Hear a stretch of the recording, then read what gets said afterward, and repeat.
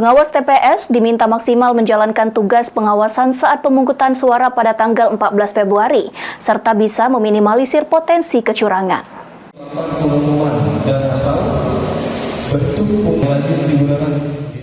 Untuk memaksimalkan tugas pengawasan yang akan dilaksanakan, sebanyak 210 anggota pengawas tempat pemungutan suara dari 25 desa di wilayah Kecamatan Kayu Agung, Kabupaten Oki mengikuti bimbingan teknis. Melalui pemateri dari PPK, para pengawas ini diberikan pemahaman tentang pungut hitung suara pada pemilu yang tinggal menghitung hari, yakni 14 Februari 2024.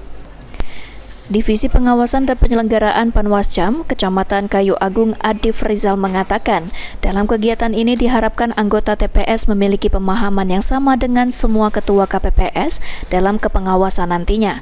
Pihaknya lebih menekankan dalam hal pengawasan DPT, surat suara, serta pelaksanaan pemilu yang harus sesuai dengan SOP.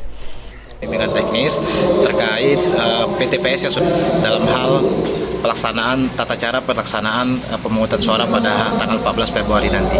Diikuti oleh semua PTPS, ada 25 desa dengan total peserta ada 210 peserta yang terdapat di 210 TPS nantinya yang akan kita turunkan pada hari pemilihan nanti.